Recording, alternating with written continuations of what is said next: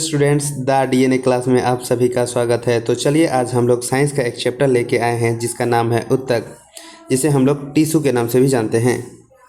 तो हम लोग एनसीईआरटी से रिलेटेड क्वेश्चन देखने वाले हैं। तो पृष्ठ संख्या 77 का हम लोग क्वेश्चन देखेंगे। पहला क्वेश्चन क्या है हम लोग के पास, उत्तक क्या है? कोशिकाओं का समूह होता है। उत्तक क्या होता है? कोशिकाओं का समूह होता है जिसमें कोशिकाओं की संरचना, उत्पत्ति और कार्य एक समान होती है। अब नेक्स्ट क्वेश्चन क्या है, बहुकोशिकीय जीवों में उत्तक का क्या उपयोग है? क्या उपयोग है कोशिका का? बहुकोशिकीय जीवों में उत्तक संरचनात्मक शक्ति, यांत्रिक शक्ति प्रदान करता है, श्रम विभाजन करते हैं तथा अधिकतम दक्षता के साथ कार्य कर सकने के लिए एक विशिष्ट क्रम में व्यवस्थित होते हैं, जिसे ये इनका कार्य है। अब एनसीईआरटी पृष्ठ संख्या 81 का देखेंगे हम लोग।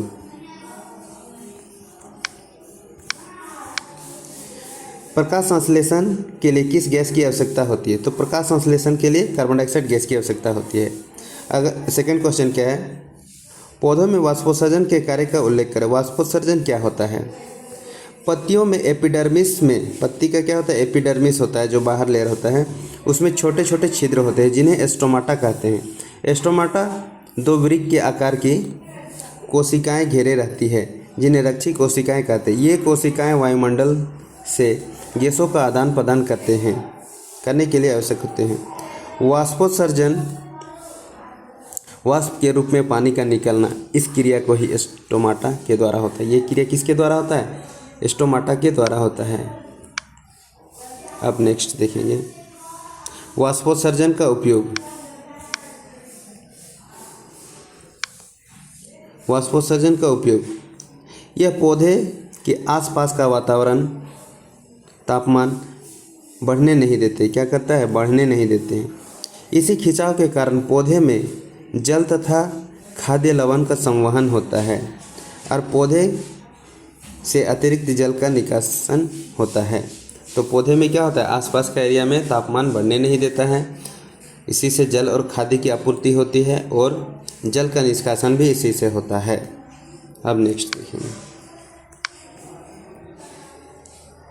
Page number 83।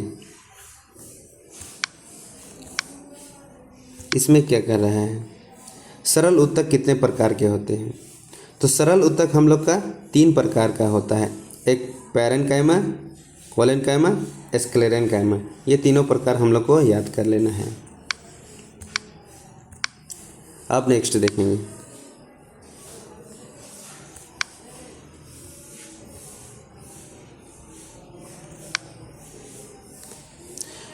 प्रारोह का शिरस्थ विभज उत्तक कहाँ पाया जाता है? ये कहाँ पाया जाता है?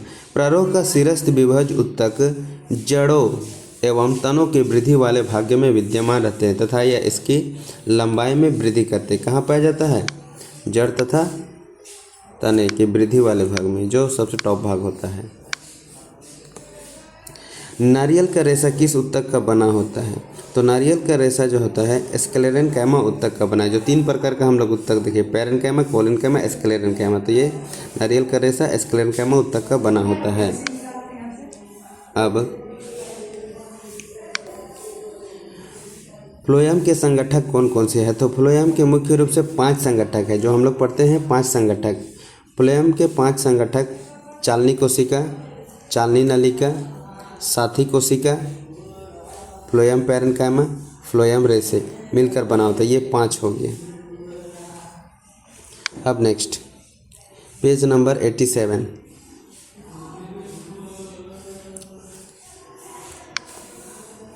उस उत्तक का नाम बताइए जो शरीर में गति के लिए उत्तरदायी थे। गति के लिए कौन सा उत्तरदायी थे? पेशीय उत्तक। कौन सा है? पेशीय उत्तक। न्यूरॉन देखने में कैसा लगता है? न्यूरॉन कैसा लगता है? न्यूरॉन छोटे पौधे जैसा दिखाई देता है, जिससे लंबे पतले बालों जैसी शाखाएं निकली होती है। तंत्रिका उत्तक की कोशिकाओं को तंत्रिका कोशिका या न्यूरॉन कहते हैं। तो हम लोग का जो तंत्रिका कोशिका है उसी को न्यूरॉन कहते हैं। वो इस प्रकार होता है, ये एक्सोन वाला भाग होता है और यहाँ पर इस तरह करके हम लोग का होता है, जो डेंड्रॉन मौजूद होते हैं लास्ट में। इस तरह एक पेड़ की तरह दिख रहा है ये, और इधर इसका तंत्रिका का क्या रहेगा, अंतिम भाग रहेगा। तो इस तरह हम लोग का न्यूरॉन दिखता है। ये तंत्रिका कोशिका का क्या है, इकाई है न्यूरॉन। देखिए यहाँ पर दिखाया गया है, एक बार हम लोग फिर से देख लेते हैं। देखिए ये जो अंदर से गया है उसको क्या बोलेंगे, तंत्रिका अक्ष, इसी को हम लोग एक्सॉन बोलते हैं।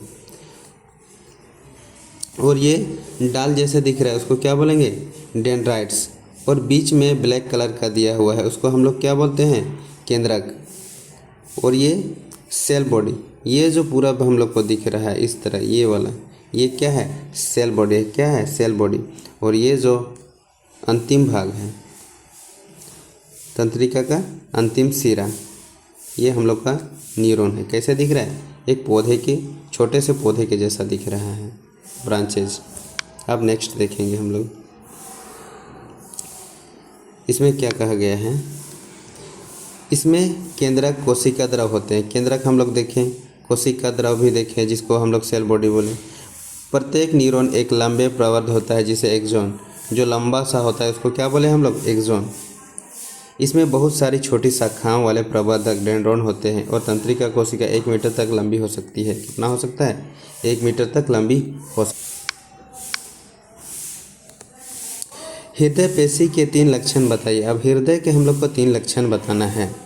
तो हृदय पेशी के 3 लक्षण, हृदय की पेशी कोशिका बेलनाकार, शाखा वाली और एक केंद्रीय होती है। ये याद रखना है, कैसा होगा, बेलनाकार, शाखा वाली और केंद्रीय युक्त होगा। ये ऐच्छिक पेशियों को नियंत्रित, ऐच्छिक पेशियाँ होती हैं। इनकी गति को संचालित नहीं किया जा सकता है, ये खुद से ही कंट्रोल होते हैं। अनऐच्छिक है, ऐच्छिक नहीं है, ये क्या है, अनऐच्छिक है, खुद से कंट्रोल होते हैं। हृदय की पेशियाँ जीवन भर लयबद्ध होकर प्रसार एवं संकुचन करती है। ये जीवन भर गति करते रहते हैं ताकि हम लोग जीवित रह सकें। अगर ये रुक गया तो समझो इंसान का खेल खत्म है। अब नेक्स्ट देखेंगे हम लोग, एरियोलर उत्तक के कार्य क्या हैं।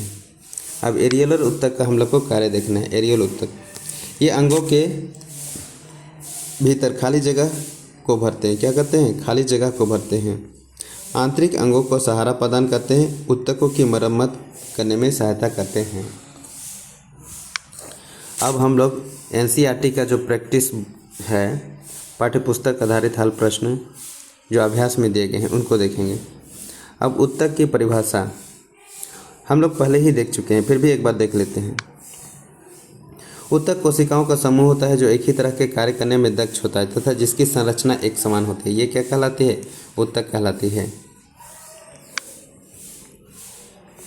कितने प्रकार के तत्व मिलकर जाइलम उत्तक का निर्माण करते हैं। जाइलम का पहले हम लोग फ्लोएम देख लिए थे, कितना प्रकार का था, 5 प्रकार का था। अब देखेंगे हम लोग जाइलम। जाइलम में कितना है, 4 प्रकार का है।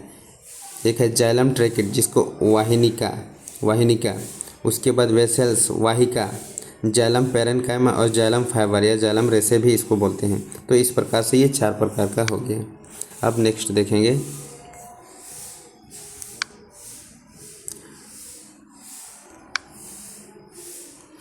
पौधे में सरल उत्तक जटिल उत्तक किस प्रकार भिन्न है। सरल उत्तक और जटिल उत्तक किस प्रकार भिन्न है हम लोग देखेंगे।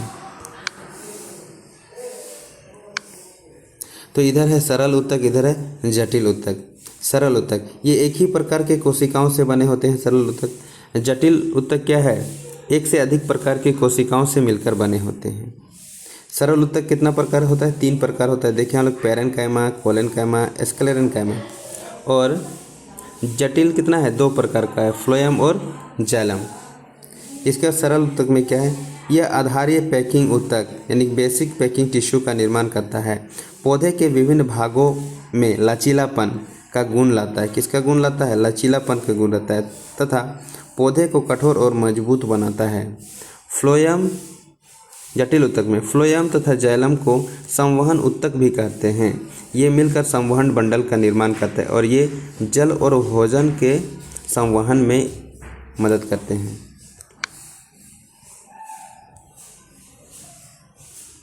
अब नेक्स्ट क्वेश्चन, कोशिका भित्ति के आधार पर पैरेन्काइमा, कोलेन्काइमा और स्क्लेरेन्काइमा के बीच भेद स्पष्ट करें, तो हम लोग को भेद बताना है।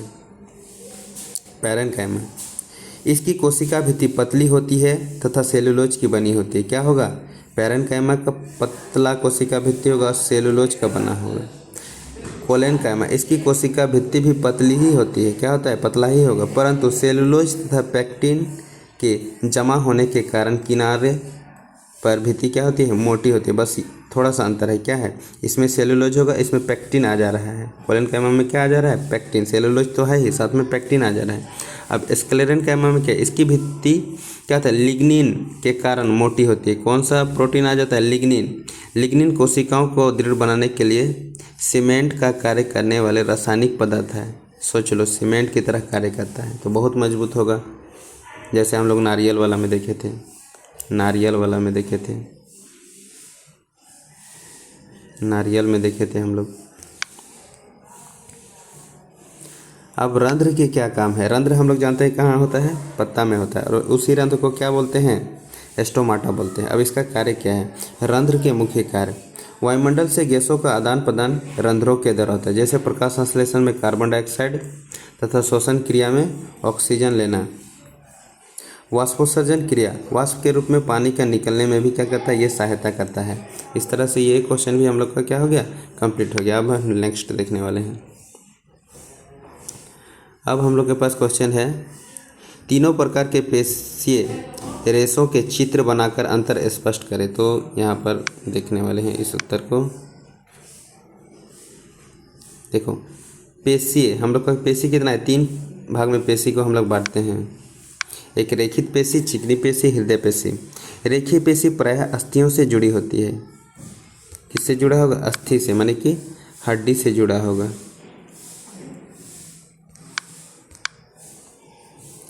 अस्थियों से जुड़ा होता है रेखित पेशी। ये ऐच्छिक पेशी है, माने कि हम लोग अपनी इच्छा के साथ इसको चला सकते हैं। हाथ पैर की पेशी जो है हम लोग क्या करते हैं? अपनी इच्छा से चला सकते हैं। इसमें गहरे और हल्के रंग की पट्टियाँ होती है, इसलिए इन्हें रेखित पेशी कहते हैं। ये लंबे बेलनाकार शाखायुक्त और बहुनाभिकीय होते हैं। अब चिकनी पेशी में यह आँख के पलकों, मूत्रवाहिनी और फेफड़ों की श्वसनी में होता है। ये अनैच्छिक पेशी है। क्या कहता है? अनैच्छिक, जिसको हम लोग खुद से कंट्रोल नहीं करते हैं। वो शरीर हम लोग का क्या करता है? खुद कंट्रोल करता है। इसमें गहरे और हल्के रंग की पट्टियाँ नहीं होती है, इसलिए इन्हें अरेखित पेशी कहते हैं। यह लंबी एक केंद्रीय, यहाँ पर हम लोग देखे थे रेखित में बहु नाभिक के मतलब बहुत सारा नाभिक केंद्र होगा, और इसमें क्या होगा? एक ही केंद्रक होगा। चिकनी पेशी में क्या? एक केंद्रक, और एक सिरे पर क्या होगा? नुकीली होती है, स्पाइंडल शेप की होती है। हृदय पेशी, यह हृदय पेशी हृदय में पाया जाता है। यह भी अनैच्छिक पेशी है। चिकनी पेशी और हृदय पेशी क्या है? अनैच्छिक पेशी है।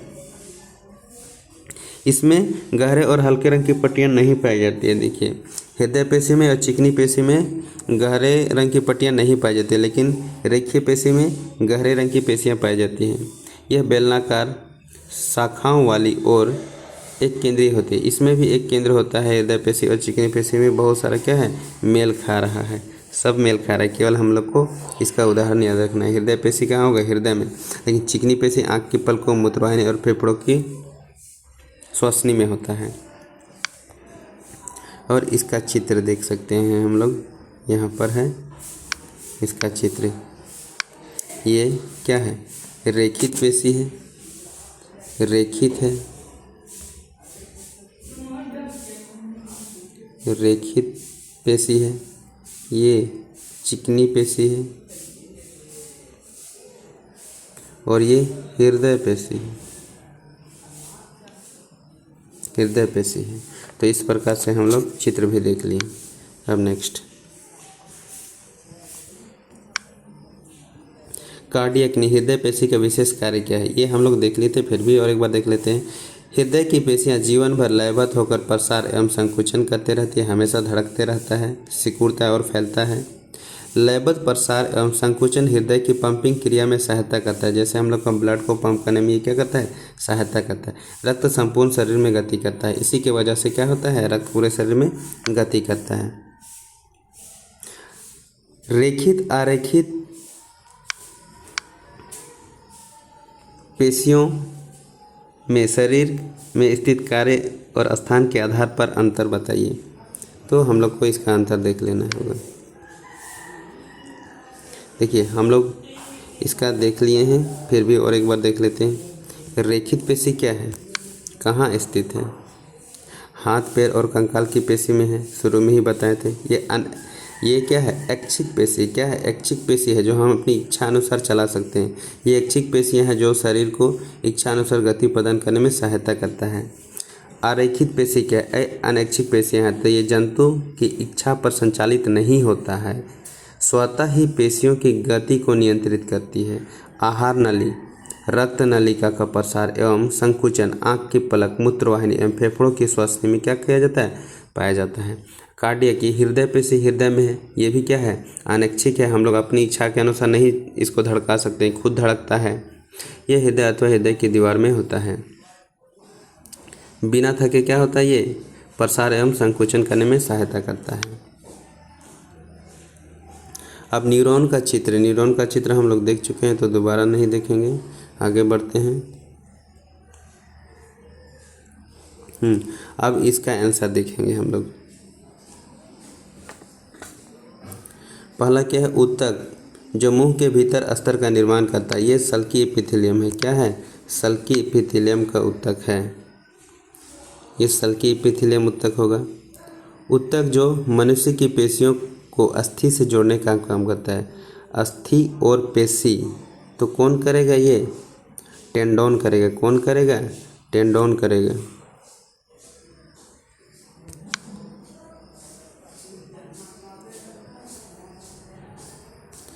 इसके बाद हम लोग देखेंगे ऊतक जो पौधे में भोजन का संग्रह करता है। संग्रह कौन करता है? फ्लोएम। कौन करेगा? फ्लोएम। और जाइलम जल, तो फ्लोएम। ऊतक जो हमारे शरीर में वसा का संचयन करता है। वसा का संचयन कौन करेगा? एपिथेलियम ऊतक ना, एपिथेलियम ऊतक। तरल अघात्री सहित संयोजी ऊतक, तो ये क्या हो जाएगा? संयोजी ऊतक में रक्त। रक्त क्या है? तरल अघात्री संयोजी ऊतक है। मस्तिष्क में स्थित ऊतक, मस्तिष्क में कौन सा ऊतक स्थित होता है? तंत्रिका ऊतक। कौन सा ऊतक? तंत्रिका ऊतक। तंत्रिका। तो इस तरह से हम लोग का ये भी कंप्लीट हो गया।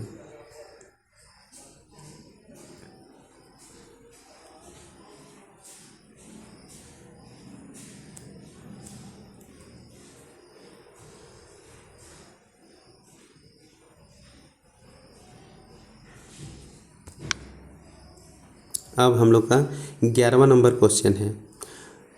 निम्नलिखित में ऊतक के प्रकार की पहचान करें। त्वचा, पौधे का बल्ब, अस्थि, वृक्क, नलिका, अस्तर, संवहन बंडल। संवहन बंडल एक साथ आना चाहिए। त्वचा में क्या है? सल्की एपिथेलियम ऊतक। पौधे का सल्क, विभोज ऊतक की रच्छी ऊतक। अस्थि, संयोजी ऊतक। वृक्क, नलिका, अस्तर, घनाकार एपिथेलियम ऊतक। और संवहन बंडल, अस्थायी ऊतक जैसे जाइलम और फ्लोएम। अब 12 नंबर क्वेश्चन क्या है? पैरेन्काइमा ऊतक किस क्षेत्र में स्थित होता है? पैरेन्काइमा ऊतक पत्तियों में पाया जाता है। कहाँ पाया जाता है? पत्तियों में। इस स्थिति में इसे कोलेरेन्काइमा, हरित ऊतक कहा जाता है। जलीय पौधे में बड़ी गुहिकाएं, कैविटी होती है जो पौधे को तैरने के लिए उत्प्लावन बल प्रदान करता है। इस पैरेन्काइमा को एरेन्काइमा कहते हैं। अतः ये पत्तियाँ, तने और जड़ों में पाया जाता है। कहाँ कहाँ पाया जा रहा है? पत्ती में भी, तना में भी और जड़ में भी पाया जाता है पैरेन्काइमा ऊतक। अब एपिडर्मिस की भूमिका क्या है? पौधे में एपिडर्मिस की क्या भूमिका है? एपिडर्मिस निम्नलिखित मुख्य भूमिका है। पौधे की पूरी तरह एपिडर्मिस से ढका रहता है। पौधे क्या रहता है? पूरी तरह एपिडर्मिस से ढका रहता है। ये पौधे के सभी भागों की रक्षा करता है। एपिडर्मिस कोशिकाएं पौधे को बाह्य सतह पर प्रायः एक मोम जैसी जल प्रतिरोधी परत बनाती है।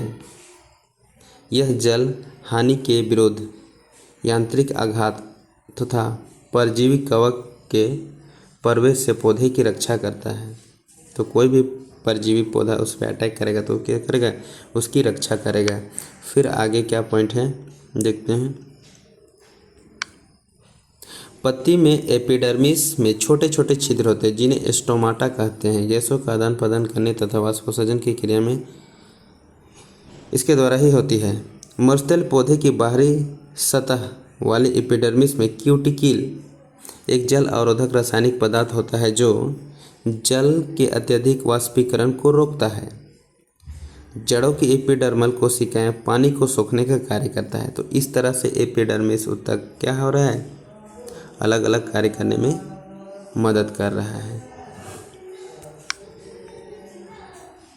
अब नेक्स्ट क्या है, छाल यानी कि कॉर्क किस प्रकार सुरक्षा ऊतक के रूप में कार्य करता है।